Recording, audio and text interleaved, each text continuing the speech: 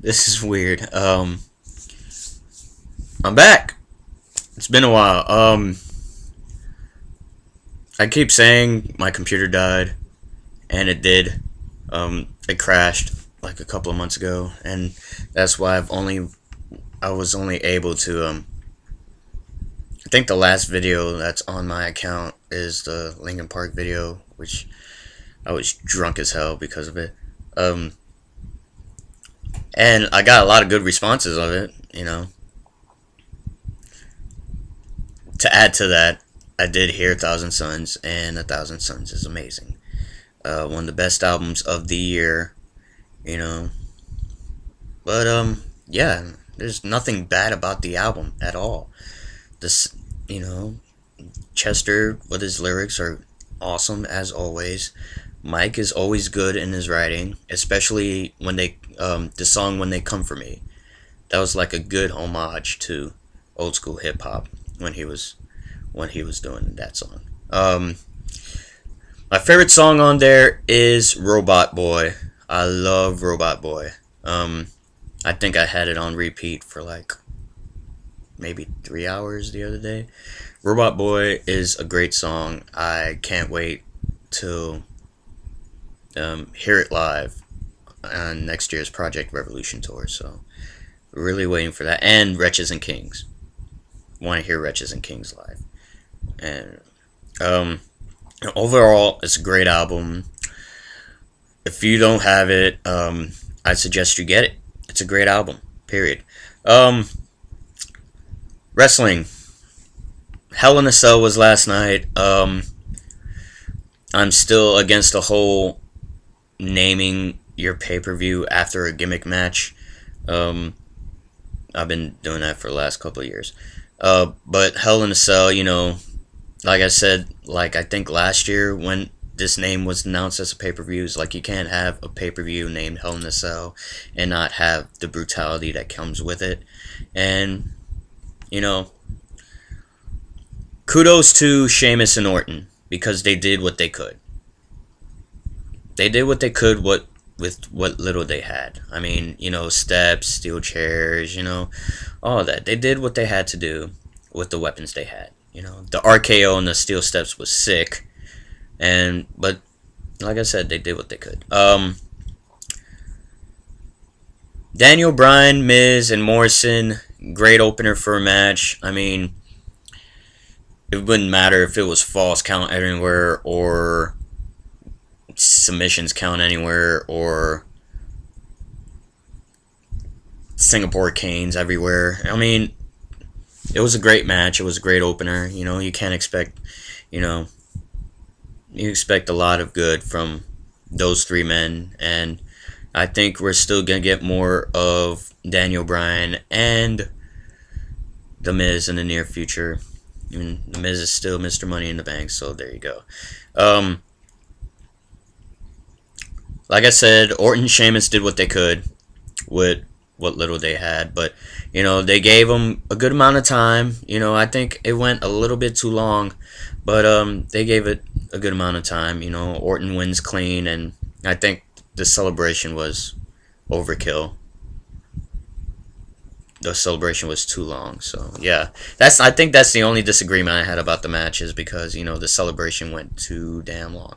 Oh, and the other, Sheamus should have kept the red tape.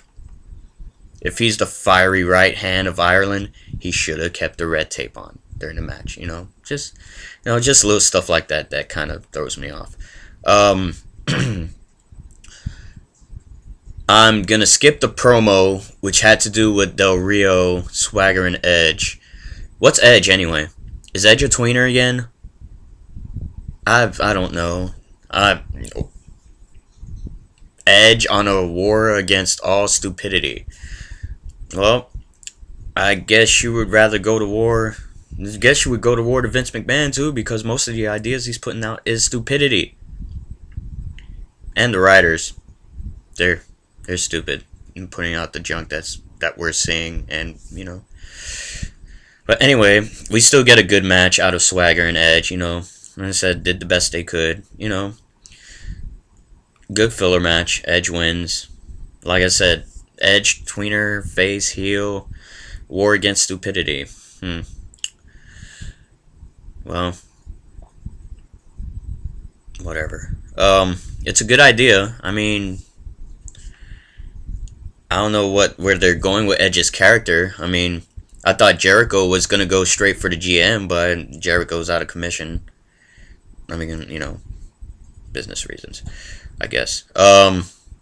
Then we have, what do we have next? Cena and Barrett. The crowd. This was in Dallas American Airlines Arena. This crowd was so hot for this match. They made this match out to be a history-making match, and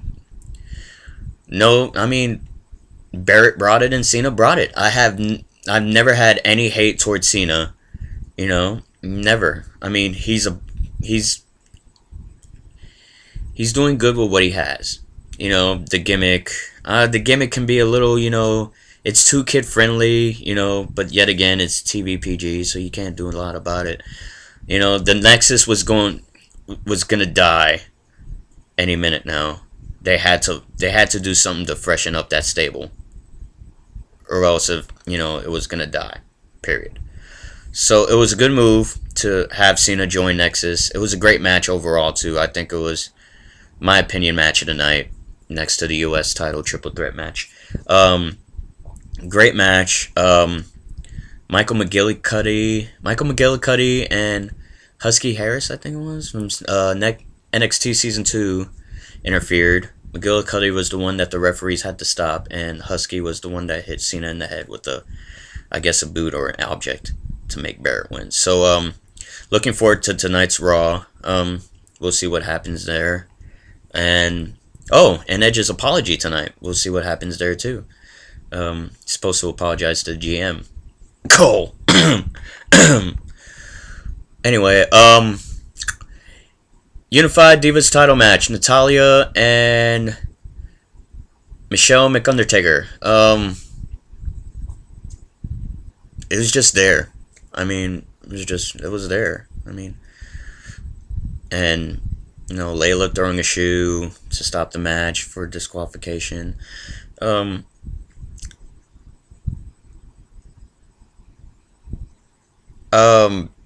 David Hero, because I was listening to the post show on PWR.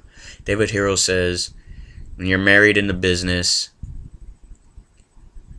you could keep the title as long as you want. So I guess that's what's happening with Michelle, married to the Undertaker and all. Michelle McCool Calloway. Never mind that.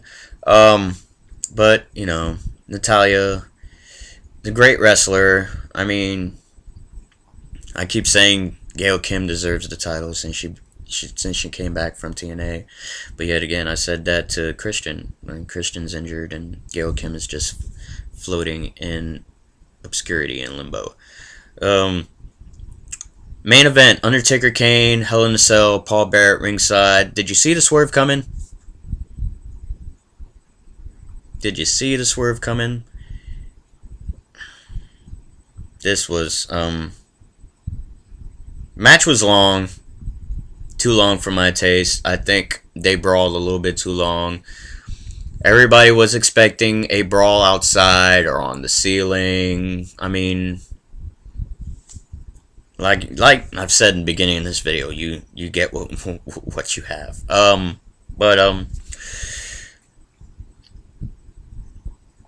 Everything goes wacky. Paul Bearer shines the light on. Actually, Paul Bearer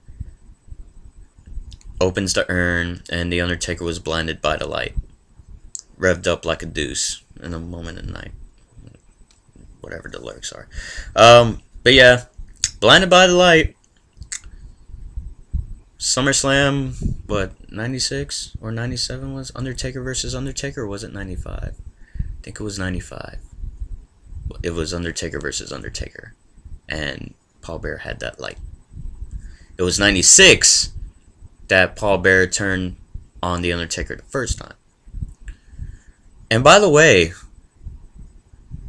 who chipped the cement out of Paul Bear's encrypted tomb. Because last time I checked, he was buried in concrete in the 2004 Great American Bash. I'm sorry, Paul. I saw the swerve coming,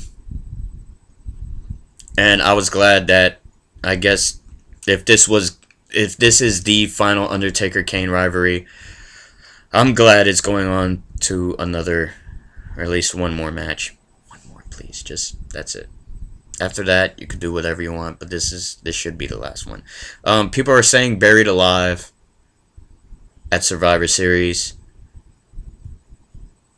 which takes me back to 2003 Survivor Series, where it was McMahon and Undertaker in a Buried Alive match, and not McMahon that buried the Undertaker, but Kane burying the Undertaker. So, which led to a very awful feud after that, which only lasted 2-3 months, with no consequence except a very brutal WrestleMania 20 match, which Kane got buried, literally.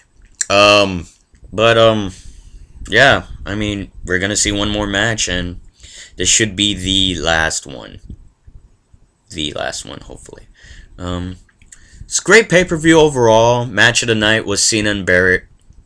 I mean, I'm excited to see what happens tonight between, you know, Cena joining Nexus and Edge apologizing to the GM. Oh!